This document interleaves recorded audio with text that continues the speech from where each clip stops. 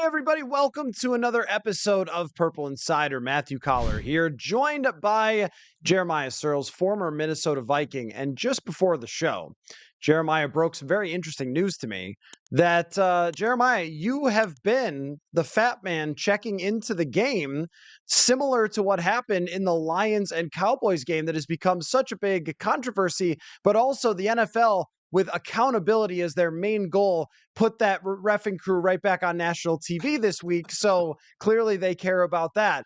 But I am interested to hear what you thought of that entire operation, having been the dude who checks in and runs that play. So since you don't want to talk about Vikings Packers and what happened, tell me about that. Absolutely. I gladly will I tell the story of 2018 in Buffalo. So it's 2018. I was with the Bills. We were playing New York. We were playing the Jets. And we had put in this play all week, which is exactly what the Lions ran, which is I was the heavy tight end. So all game I had ran in and, hey, white hat, Mr. Official, number 74, reporting is ineligible, right? You go like this. He points at you. He announces it to the team. You go on your merry way. But we knew when we got down into like inside the 5, we wanted to run this trick play that got our left tackle, Dion Dawkins, a chance to score a touchdown. So we get inside the 5 and we run out there, and Dable, as I'm running onto the field, points to me. He's like, hey, this is the play. Like, go do your thing. And so our whole plan was, as I was running on the field, Dion and I were going to walk up to the official together, right? So he was number 73. I was number 74. We walk up to the official together. As we're both there, I point to Dion. I go, he's reporting. And Dion looks at the official and goes, I'm reporting, but doesn't do the whole song and dance of like, hey, I'm eligible, right? And then once we reported, the offense was then supposed to break the huddle, right? So because we already knew what the play was, so we didn't need to hear the play call. So as soon as they saw us report, they broke the huddle and went to the front and ran up to the line. So as we're running up to the line and the offense, the White Hats announcing, hey, 73 is reported as ineligible, but the defense isn't paying attention because they've seen me run in all game. So they just assume it's me. And they're getting lined up trying to get going, and we quick count and we snap it, and sure enough, Dion runs into the corner of the end zone, throws a touchdown. Everyone's celebrating. The defense is all pissed off, and the ref's like, well, he reported, right? So that the whole they were trying to confuse. I saw an article today was like, well, Dan Campbell admits he was trying to confuse the Cowboys. Like, well, obviously, like that's the whole point of the play. The whole point of the play is to cause kind of confusion and then get a guy open. So yeah, I've ran that play before. We've executed it well. I think the ref just totally botched it. I think the ref wasn't listening. I think the ref looked and was like, oh, here comes 70 again. He's obviously the eligible, and wasn't listening to Taylor Decker going, no, 68. 68 is the eligible receiver here. And yeah, and then he doubled down on it in the end post game too. Like, he's going to die on that hill, and there's no way to prove that he didn't hear it. Well, and when number 70's running in on the camera, you could see he doesn't even get close to the referee enough to even try to report himself. And Decker is standing right there in front of him. So the story that he's trying to tell after the game doesn't really add up. But just in general, think about it this way. There was a study that looked at people in car crashes and what they said after the car crash versus what had happened if it was like on film or whatever. And they routinely got it wrong. That things were way farther away or way closer than they thought, or whatever it might have been. Like, it can be in a hectic situation difficult to recall or to focus or whatever. And I know this is their job. This is what they're supposed to be good at. But sometimes you just space and make a mistake, or you just assume and make a mistake. The only thing I'd like to hear is just them say, yes, I misunderstood. I thought it was 70 because he came in the whole game. I announced the wrong player, and I'm sorry. Remember, I was thinking about how there was that first base umpire when the dude was about to get a no-hitter. And remember this? This was like years ago, but he catches the ball to get the no-hitter and he raises his arm, and then the umpire goes, safe. And he's like, what? What happened? And he should have been out by a mile. The guy should have had a no-hitter, should have been the night of his life. And instead, it was a one-hitter. And the umpire came out and he said, I just missed it and I apologize. It was one of the reasons that replay ends up in baseball. I don't know why we can't do the same thing here. I think if you just come out and you're like, I misunderstood. And also, the Lions should acknowledge that somebody on the sideline needs to be paying attention to number 70 or number 68, because when they hear number 70, somebody's got to be going, no, no, no, no, no, right? Like someone in the stadium for the Detroit Lions. You know how many people are on a sideline? 700,000 human beings. And nobody was like, let's make sure that he says number 70. So, of course, 100% the ref's fault. Absolutely silly that the NFL won't just be like, here's what happened. Sorry, Lions. We know this messes up the season, but there's not a whole lot we can do for it. And instead, this is what we get. We get them being like, no, no, the Lions are liars. The Lion liars. Like, come on, man. Everybody and all the other teams that have run this similar stuff, they all know exactly what happened. I don't understand why we have to do it this way. And I also think that it has just been a really bad year for these national TV games with refs. I think somebody said this to me who knows whatever enough. They think they're shook. They think they're shook. There's like a handful of these big controversies in these big games and these big moments, like the Kansas City Chiefs thing and the lining up offside, that I think a lot of refs are really on edge, and you can see it with some of the focus when it comes to these games. Yeah, we used to call that swallowing your whistle. Like, oh, yeah, don't swallow your whistle now, right? But I think you're right. I think a lot of these guys are starting to think like, I don't want to be the one that makes this call. Or, you know, if I make the call, I better just live with it, right? There's no going back because then my reputation is ruined. But I completely agree with you. I think the amount of people that are talking about the referees this year is by far and away the most I've ever heard. Even when I was a player, since I've been watching football my entire life, like the referee talk this year discussion, and you've got Patrick Mahomes, the greatest quarterback in the league, talking about how they're affecting outcomes, and the league has to do something about it. And I don't want to belabor the point too much, but I think we've reached the point where the league needs to go, we're really the only professional league that doesn't have refs on full-time staff. Right, like how is this possible? And then you can flash just the graphic that they put up of like the Christmas Day viewing, where it's like, yeah, the NFL pooped all over everyone else, right? Like we are king, right? So we better start acting like kings and doing stuff a little bit better, because it's the one thing the NFL, the only thing that will kill the NFL is themselves, right? And if the refs are the ones that start getting in the way and doing those things, then I mean, it's going to be a problem. But I'm with you. I think that he should have owned it. He should have came out and said, I'm sorry and whatnot. But I also understand, because he's not protected by anything, then why would you, right? Like, why would you? Don't have a union or anyone protecting you. You can get fired at any time. So why really own up to a mistake if you don't have to? Folks, we are going all in on Prize Picks this football season. Every week, we are playing and testing out our skills here on Purple Insider to see if we can predict what numbers players will put up every Sunday. If you haven't heard of it, trust me, you're going to want to check it out.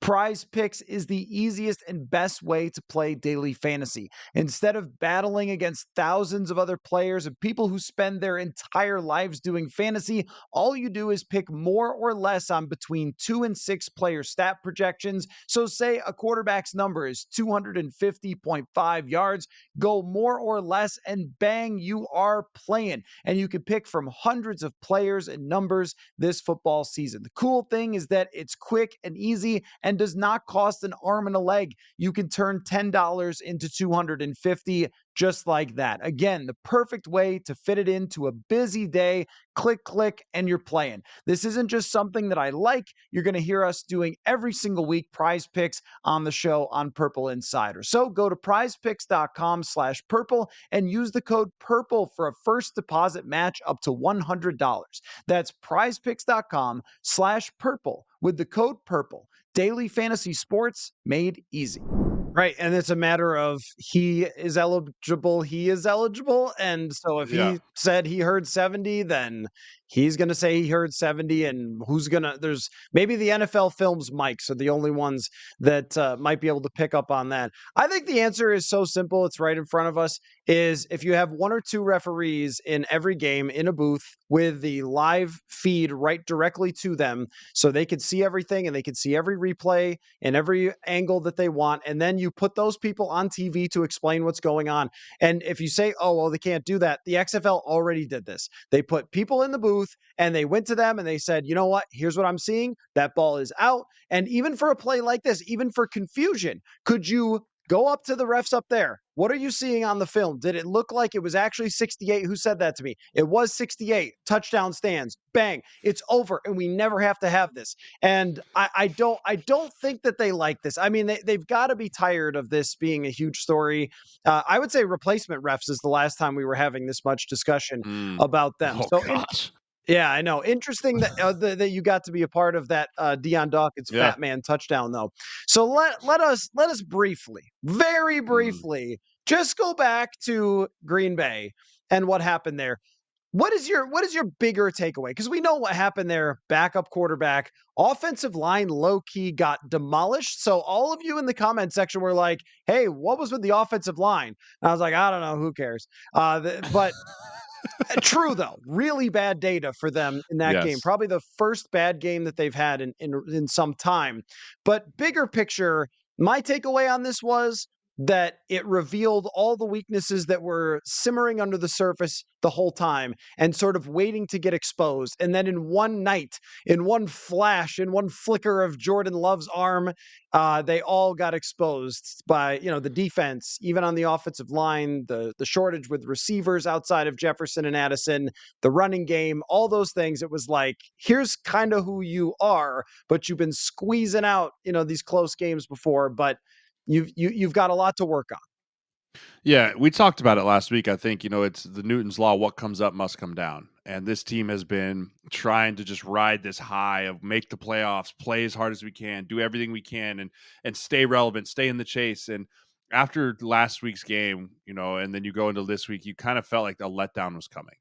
And it's just a little bit of human nature. And, as I watched that game, I didn't see the same fire that I'd seen from this team for the last 15 weeks, right? I didn't see the guys running around hustling. And when guys are getting beat, it's one of those things where like you're getting beat, but it's not as much like sometimes not technique, sometimes it might be effort. It was kind of all over the map of why guys were getting beat. Like there wasn't a pinpoint thing. And I think a lot of it just comes down to like this team's tired.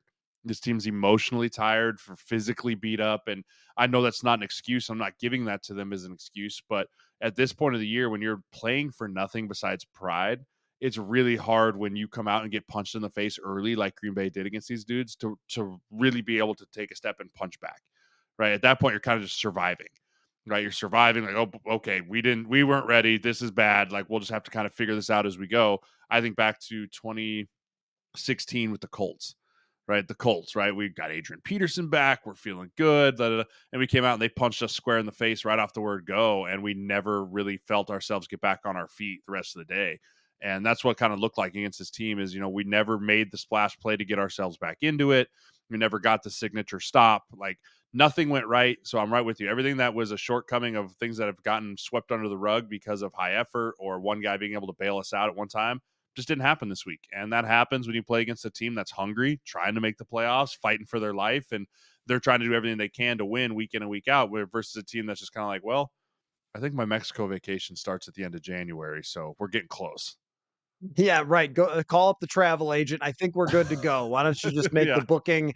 3% chance. You never know. But yeah, I did get a listener question from Evan who DM'd me, and he was asking about like kind of the push from. I mean, I can't remember exact details of what he was asking, but the both side, like just the extra little push that the Packers seem to have that the Vikings didn't in the trenches. And I think a major part of that is that, well, one, when the longer the quarterback holds onto the ball, the more chance you have for a negative rep there for the offensive lineman. When Tom Brady would make Pro Bowlers out of guards, one of the reasons was he would get rid of that ball in 2.2 seconds. And Ben Roethlisberger has hung around the league and won a lot of football games, I think because he was just getting rid of the ball quickly. But Jaron Hall, not seeing it. There was opportunities out there and he was just not seeing it, which means sit in the pocket and wait and give Rashawn Gary, give Preston Smith, give Kenny Clark, give these guys a chance to just push and push against your linemen. Not a very good situation. And yeah, I mean, in hindsight, of course, you shouldn't have started Jaron Hall because he wasn't capable of handling it, but we didn't know that until we actually saw it. So, but I also think the other factor was too, there was a few there's gambling shows, there's like shows in Vegas, there's FanDuel shows, whatever, and I was on a couple of them last week because they always focus on these big primetime games, and they kept asking like, "Well, the Vikings are favored to win." And I was shocked by that. I was like, "What, they're favored to win?" The defense was on the field for 77 plays the week before against Detroit. And that's a very physical Detroit offensive line. And their receivers ran them all over the building. And Jahmyr Gibbs ran all over him. It was like, I don't really understand it. So I guess in hindsight, we pretty much should have seen that coming. But it now forces everyone to live with the reality of what this team was always going to be when Kirk Cousins went down. Yeah, and you talk about like with the Green Bays, you got to remember Green Bay squeaked one out against the worst team in football the week before, right? So they had their kind of humble moment the week before this of like maybe we aren't as good as we think we are, and everyone's got to button up, and everyone's got to have a better week of practice, and everyone's got to prepare a little bit better, and everyone's got to do everything a little bit better coming into a game where they know that they historically haven't been great in US Bank Stadium, right? Like they have issues there. They know that historically the Vikings have given up great games against them. So like they had a lot of bulletin board material that I'm sure the coach was giving them about why they needed to go and why this game meant so much to where they were going. And I felt like that was one of the biggest differences in like the demeanor of both teams. Like the demeanor of the Packers were like, we can't let what happened happen again last week. Like we can't let that happen. That can never happen from here on out if we want to make a run at anything. Versus the Vikings have just been like, we're just trying to figure out who our quarterback is and who's going to be playing this guy. And TJ Hawkinson's dead now. And like, it's like Wanham's dead. And so it's just like you're just surviving week in and week out. And it's like new faces here and there. And when you're talking about the margin of error in the NFL for victory is so small. It's so small. I mean, every week any team can win. And when you start adding about distractions, that type of thing, the Vikings have had plenty of them all year. And I think it finally just boiled over to the point where we just couldn't handle them anymore.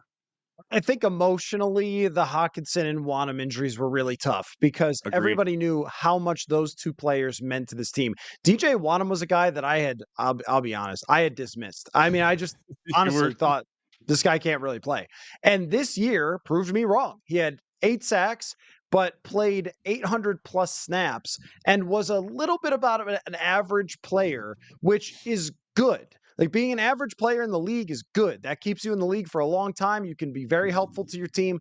And when Davenport went down, he stepped in. He was a big part of their run defense, which is also why I kind of thought they might get steamrolled because I think the jury is in on Patrick Jones, and we can say that he's not anywhere near as good as DJ Mhm. Wanham. But you're down to your third and fourth. Andre Carter shouldn't be on a football field yet. I mean, he is a freakish Ever. wingspan guy, but he's not ready to play in the NFL. He's like a third year into his career, he pops and it all comes together. He's not ready for this. So they were just down, but also down from the perspective of these guys meant so much to how they hung around, and to see them go down was like, all right, what more do we have to do? And of course, also the quarterback threw interceptions and fumbled again. And there's like just all kind of piled up. So here we are now moving on to the offseason discussion already. And Mm. so Vikings fans, they're coming on, they're sobering up after New Year's Eve, and they're looking at the standings like, no, it's over. And then a savior arrives on national television. He rises to the occasion. Michael Penix Jr. with one of the best games I have ever seen in my life by a collegiate quarterback. I didn't check the big time throw numbers for PFF. It must have been like 14. Just this man, at one point, he's 18 for 21. He finishes with 430 yards. And last night, all of a sudden, all these tweets start rolling into my inbox. You think we give Michael Penix? You think we give? We're back, baby. I want to know your interpretation of the games that we watched Yeah. yesterday. And then I have a very specific quarterback question for you. But McCarthy, also a guy who's been mocked to the Vikings, and Stop. then Penix and those performances. Yeah. First of all, great game of college football. I mean, would I love to see Florida State in there with all their guys? Yes, obviously I would have. And I know you're going to shake your head, but I'm just going to plug that in there. But all around, I mean, fantastic day of college football. The games lived up to all their hypes. I like the matchup of that Alabama, Michigan, and Texas and Washington because they were like the same team, right? Physical, brute, going after the other ones like this is gonna be a track meet. Like everyone just knew from the word go, Texas and Washington was gonna be a track meet. But man, talent all over the board. And it goes back to people always asking, like, well, why are these teams in the playoffs? Like every single one of those teams has like multiple day one, day two picks on it. Like that's just the nature of what college football is. If you have NFL talent, you're really, really good, right? If you don't, you get steamrolled, right? And so looking at just the talent that showed up week or in both those games is phenomenal. But man, you can't speak enough about what Penix has done. I didn't realize, I kind of forgotten that he had like 4 season-ending injuries, like torn his ACL a bunch of times, some upper body. Like, for him to come out and make the kind of throws that he makes, I'm willing to put the stamp on. I think he's the most accurate college quarterback in this year's class. Like where the ball placement, dropping the, like, he only missed, in my opinion, one throw last night, which was a touchdown that he overthrew a tight end in the corner of the end zone. But like from what I've seen from him, like, I don't think he's as gifted physically as Drake May or Caleb Williams or Jaden Daniels, but as far as like a precision quarterback, I think he checks every box above all 3 of those guys I just mentioned. And I have been very much on the train through the You have. years. Yeah, I have, because I really like, and this is what I wanted to ask you about. I really like the way he runs the offense. I like the way that there's a lot going on and he is totally in charge. And from the word go last night, he was like, I'm throwing this thing. That this stage is huge. I mean, this is a stage that Washington has not been on in a very long time. And here you are carrying the torch, my guy. You are the man. And he comes out and is like, 50-yard bomb. Let's go. And I have really liked his leadership and his mentality. And you played with Sam Bradford. Case Keenum is a great leader, not quite as physically gifted as these others I'll name, but Cam Newton, Mhm. Josh Allen. You've got a pretty good quarterback Philip resume. Rivers. That's right, Yeah. Philip Rivers and Teddy Bridgewater. So you've got, I mean, the quarterbacks you played with are a lot of really good players, really great leaders. When you are watching a quarterback from a leadership perspective, what are you looking for, and where does that show up when you are in the huddle with those guys? Yeah, I've watched Penix quite a bit this year because I really love his offensive line, right? They won the Joe Moore Award. So, I mean, their 2 tackles, I mean, he had the slowest release time. It was like 2.98 seconds last night, and he was not under pressure. Like, his offensive line did amazing against some really good pass rush against Texas. But as far as back to your question with like the leadership styles, everyone is different, but the thing I love about Penix is his demeanor. Like, you can tell he doesn't ride the roller coaster, right? Like, you see Baker Mayfield the other way, right? He is absolutely up and down and right wears his emotion right on his sleeve. And there's a place for that if you can operate within that. But like, I've watched Penix when they barely beat Arizona State.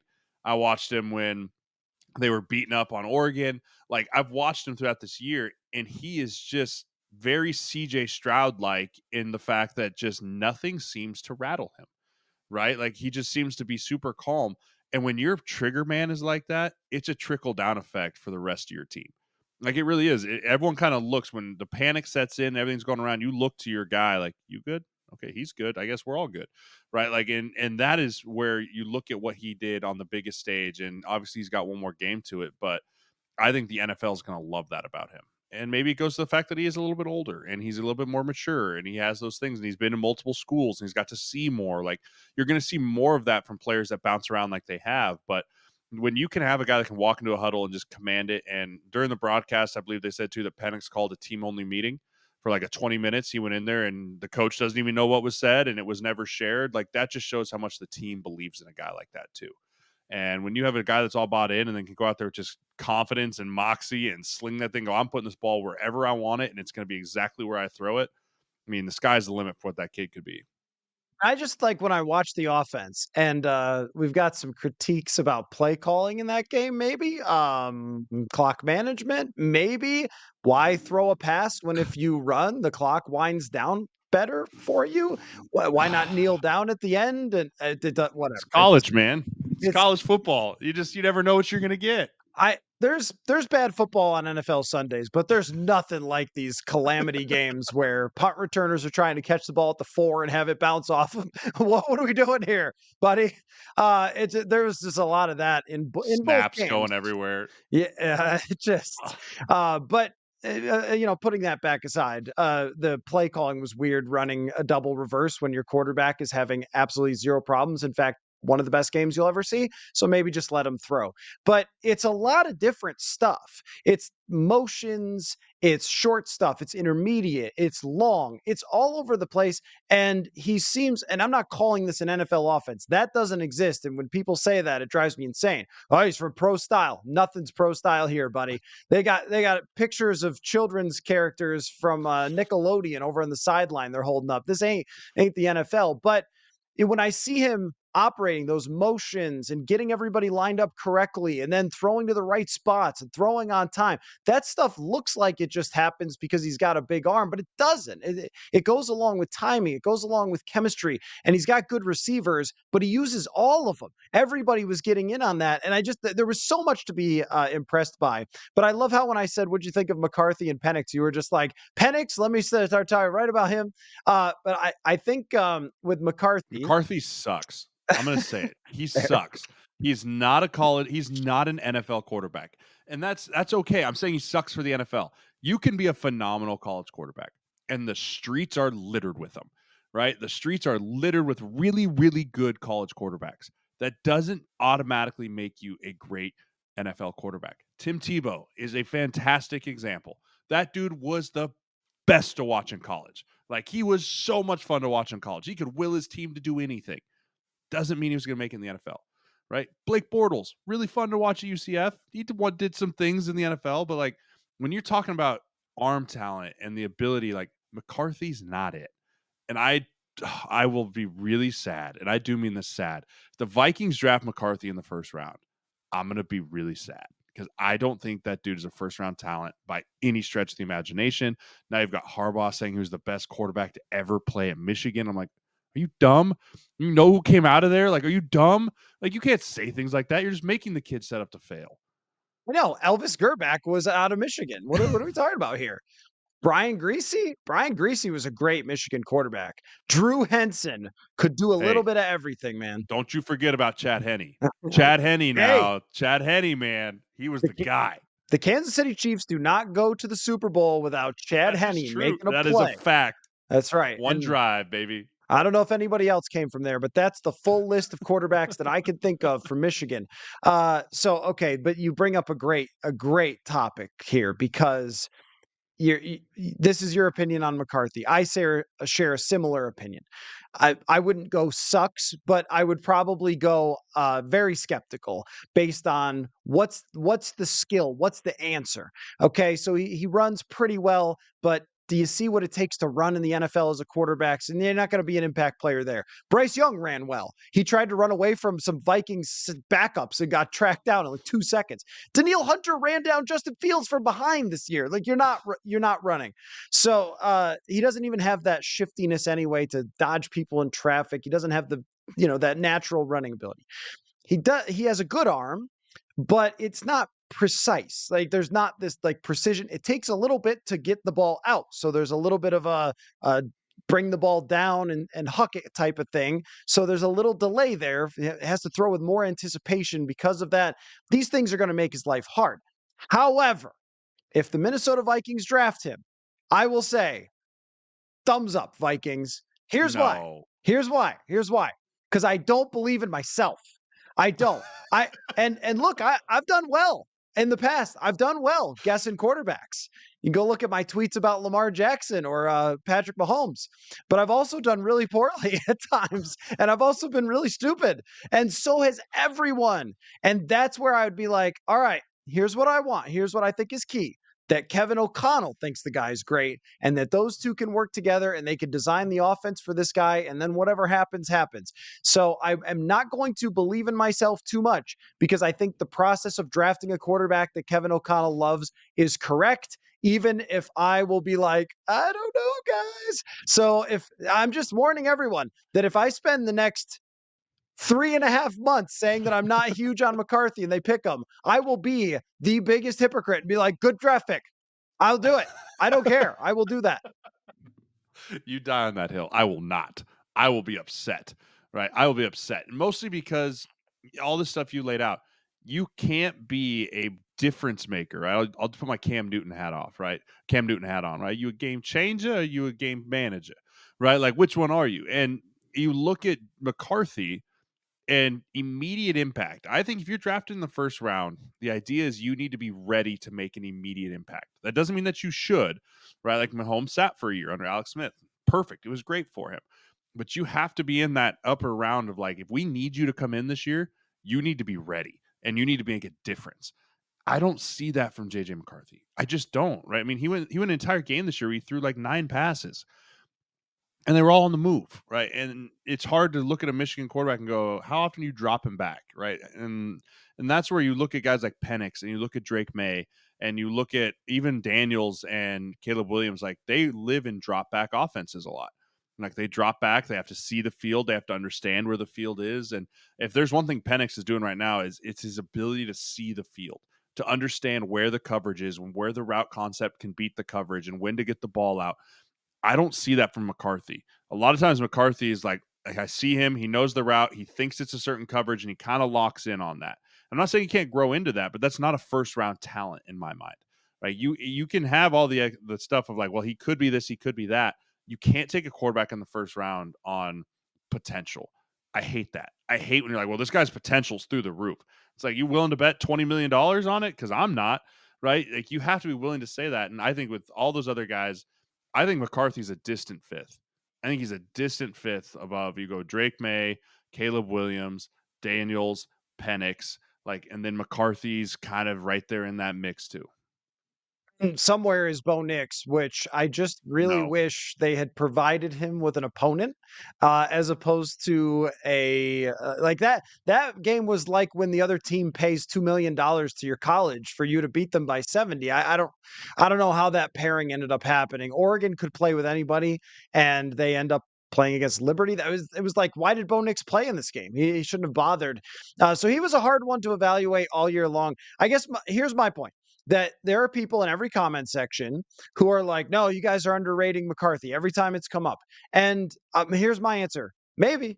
Maybe. I mean, it could be because look, we know this guy on Twitter, Greg Gabriel, who, when he's wrong, everyone owns him about everything, and it's hilarious. He had a tweet about like, you guys think the Bears are going to be bad after they won a game or two, and then they drafted number 1 last year. So like everyone like loves owning this guy on Twitter, but he used to be in the NFL and he likes McCarthy.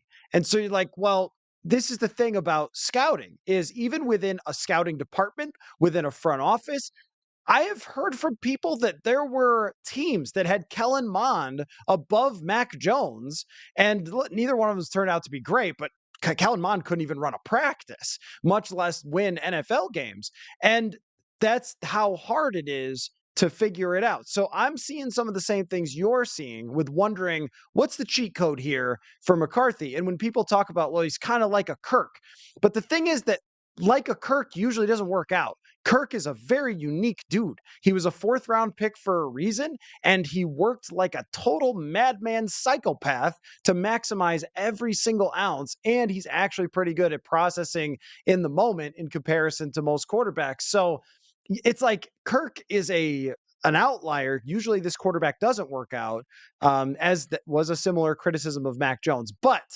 we will get another look at both of them head to head in the national championship game. And isn't that funny that here on our show, we've spent this much time talking about college, because that's where we're at with this football team. Uh, so how should the Vikings approach this last game against Detroit? I mean, they haven't announced the starter as we speak. I'm guessing it's just going to be Nick Mullins. I don't see any reason to go back to Jaron yeah. Hall. What are they supposed to accomplish here against Detroit? I mean, I think as a coach, the message to the players as a coach this week is like, you're playing for your jobs, right? Like that last week was embarrassing, right? All fronts, and I'm the one that has to stand up in the front. I'm the one that takes the spears and takes the arrows. Like I am ultimately responsible for the product that comes on the field on Sunday. So know this: everyone on this team, you're fighting for your job, right? And there's gonna be certain dudes like Darisaw and other guys will be like, got it, sure thing, okay, I gotta step my shit up, right? But then there's going to be guys that are like, man, I'm playing for my life. Like I'm playing for my life, maybe not just on this team, but in the NFL. And so I do think we're going to see more effort. I think we're going to see more fight out of this team. But with Detroit losing to Dallas, they've got a lot to play for.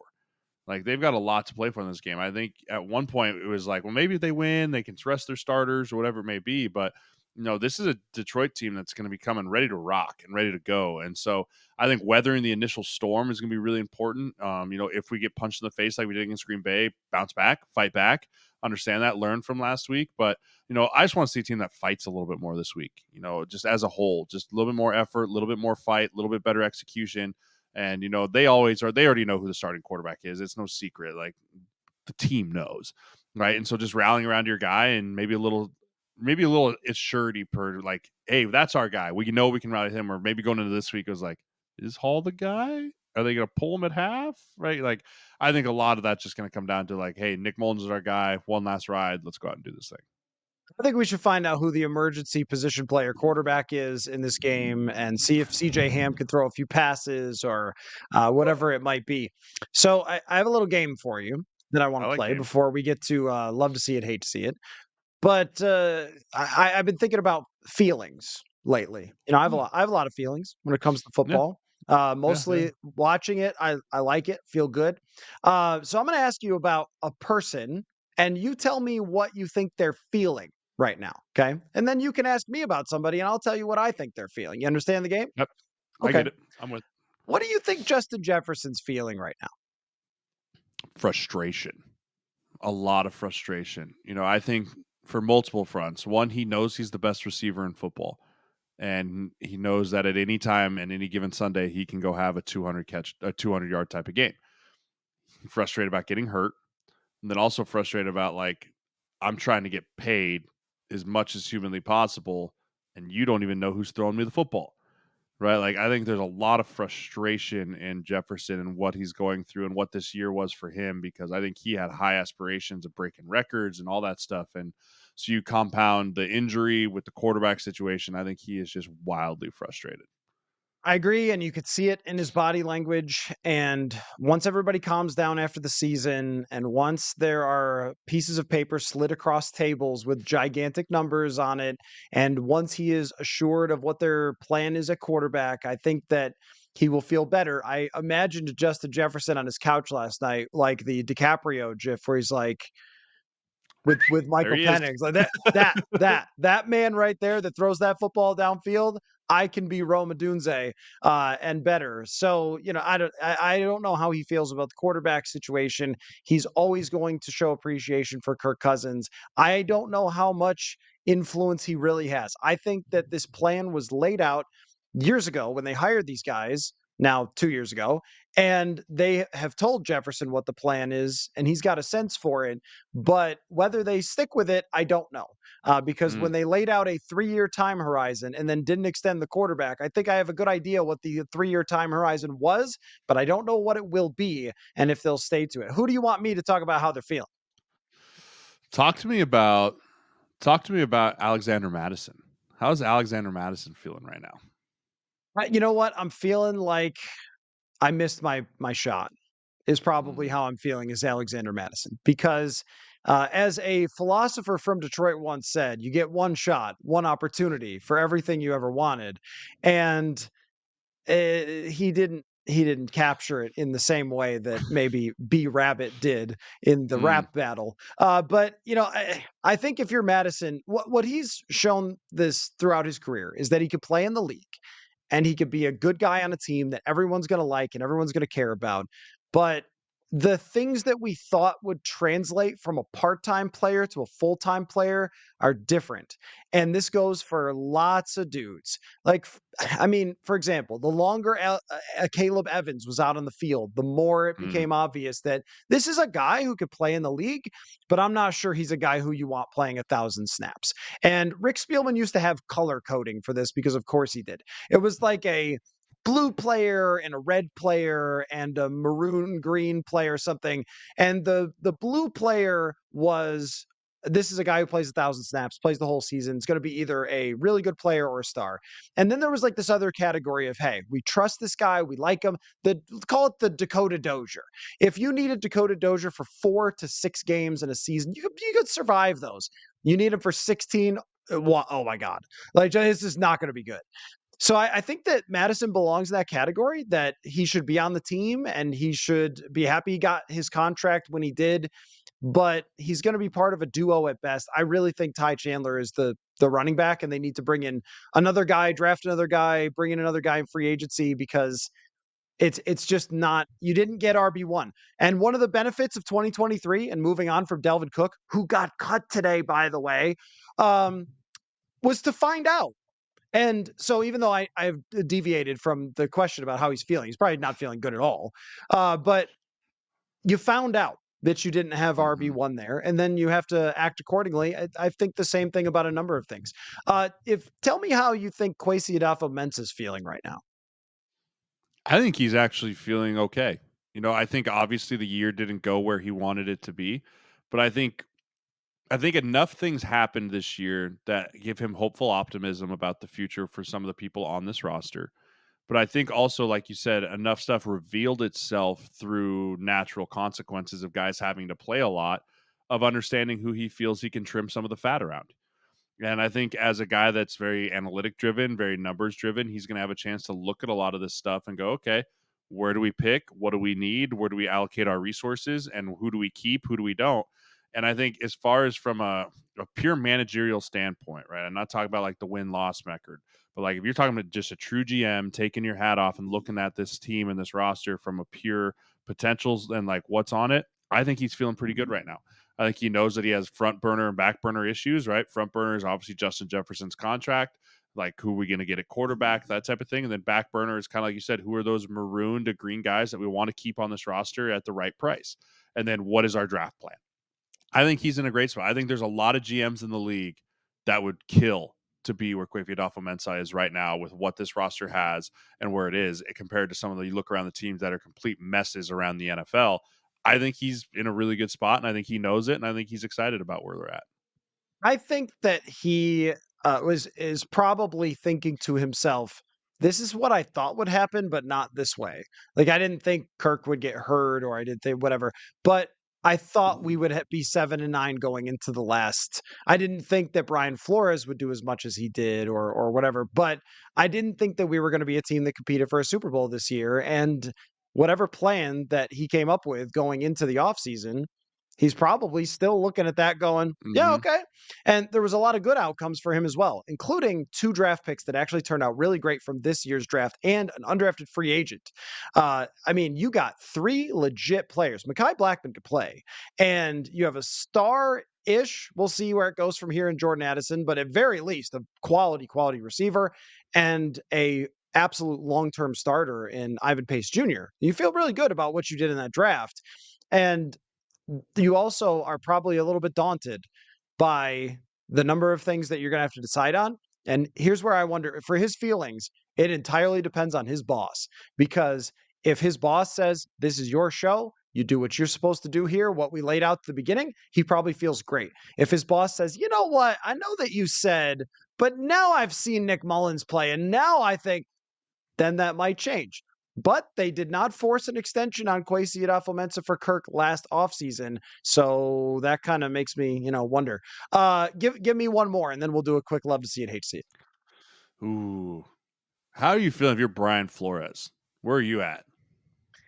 I thought you were going to ask me Kirk. Can I give you Kirk and then Brian Flores? I'll do Kirk. Yeah, let's Oh, do Kirk. We'll you do pivot. Kirk. Okay, I'll do Brian No, Flores. You you do do Kirk. Kirk. I want to hear your Kirk. I want to hear your Oh, Kirk. So how does Kirk Cousins, number 8, how does Kirk Cousins feel? appreciate it. That's how I feel. I feel Kirk Cousins, I think his whole life has thought that people don't like him. And most people I've ever talked to do like him. But I think he's always thought people didn't like him. And he maybe didn't, like, his personality didn't always feel comfortable totally, because in an NFL locker room, there's a lot of really baller ass dudes who wear expensive chains and come from South Florida, and they're just a little different than Kirk. And I think over the last year, after they embraced that about him last year in the locker room, and then the Netflix documentary, and everybody liked it, and they liked how he came across, and then he was playing well, and his coach was talking about how much he likes him. I think he felt really like good about who he was and how he operates as a quarterback. And then he gets hurt, and then everyone stinks after that. And then everyone's talking about, man, Kirk was really good, wasn't he? And he's like, yeah, he is. Yeah, that's right. Kirk is good. And so him going up and taking off his shirt and doing that whole thing, it felt like a man who's never felt better about himself. And also, I would also be looking around the league and talking to my agent, and I would say, "Hey, Mikey, how we looking out there? How you feeling about that market?" Well, we got Atlanta, we got Pittsburgh, we got the I'm feeling good about my prospects as well, whether it's the Vikings or where it's anybody else. So I think he's never felt better. I would agree. I'd agree. I think that someone's going to pay him a bunch of money next year. Might be the Vikings, it might not, but I do think someone's going to pay him a high dollar amount to come be their starting quarterback next year. Yep, I think so. So how's Brian Flores feeling? Feeling a little let down over the last couple weeks, maybe? Yeah, I was going to say I feel like he's probably the most disappointed. I think he knew that he was getting everything out that he could out of this defense and he was doing a great job and he's starting to feel the sand fall through his fingertips. Right? Like he had it. It was right there and he knew eventually it was going to come down to where and I think he was like I just needed 2 more weeks. Like I needed 2 more weeks. But I also think he's thinking I did enough in this league like I'll be able to truly know if I'm getting blackballed by the NFL or not or if I can go be a head coach again. Right? Like, I think he proved that he has the capacity to be a head coach in this league again. But I also don't know if maybe he loves Minnesota and he wants to stay or whatever it might be. But I think he feels like he has options, which is good. But I also know that he's probably the most disappointed on that team because he felt like he had built something of a culture on that defense and just hasn't lived up to it the last couple of weeks. Yep, 90 points in the last 3 weeks, Yeah, against Brian Flores. So he probably felt like it was kinda right there and all the hype was going his way, and then, I don't know how it ended. But still, if they finish in the top 15 defense, he's got a pretty good case. And for sure. I think what people always remember is kinda like the general vibe of stuff and not the specifics. So the general vibe was Flores did an amazing job with his defense, and the ending, I don't think will influence it a ton. What will influence it is there an owner who's gonna decide that that's what he's gonna do? Very, very quick, if you have anything for love to see it, hate to see it. We kind of talked about loving to see the college games last night. So what do you got? Yeah, my hate to see it is Mr. Tepper. Mr. Tepper, you cannot throw things at the fans. I don't know if they missed this in business school or where you came from, but you can't be in the owner's box and throw things at the people that pay to come watch your team. Bad look. Bad look all around. It is. You know what? And I tweeted that Ziggy should have thrown a walleye at somebody when he was, just David Tepper throwing. I mean, I think Gosh. I just hate to see it. Is to go along with that is just Bryce Young is now saddled with that for at least the next 4 years of his life, and we talk about it all the time about the situation that you land into and how it influences your career. I mean, it couldn't be any clearer with that, how much it influenced the career. My hate to see it is the New England Patriots for a really long time had Tom Brady and they were wonderful and they won all the time and they had the Patriot way and everyone was a genius. And they're going to get another damn good quarterback, aren't they? Aren't they? They're not even gonna pay for this. They're gonna keep getting away with this because they're gonna draft Jalen Daniels, and then Belichick's gonna retire or go into a consulting role with the defense or something, and they're gonna hire Ben Johnson. He's gonna come in, he's gonna run a bunch of bootlegs, and the Drake May or something is gonna throw for 5,000 yards, and the Patriots are gonna go right back to the top of the division, and it's just gonna be miserable for another decade. That's how you could tell where I came from in Buffalo, I was just because say, I'd say that's what I that's the think is inner gonna happen. the old inner Bill in you is Yes. just beating that heart going right there. I also hate to see, I okay, sorry, go ahead. I say my love to see it is I think people are finally coming around on cooling down on Caleb Williams. I think with the fact that USC quarterback walked in and threw for 6 touchdowns, everyone's like, "Wait, is is Caleb really that good, or is Lincoln Riley just a pretty damn good schemer?" Right back to Kyler, back to Baker, back to Caleb. Like I think people might be starting to see Caleb for less of the generational type talent and maybe just a really good quarterback, right? And there's nothing wrong with that, but I was so sick of hearing about how this guy was the next coming Like I couldn't handle it anymore. I think anytime the next Mahomes, it throws me back to when I just show my age constantly.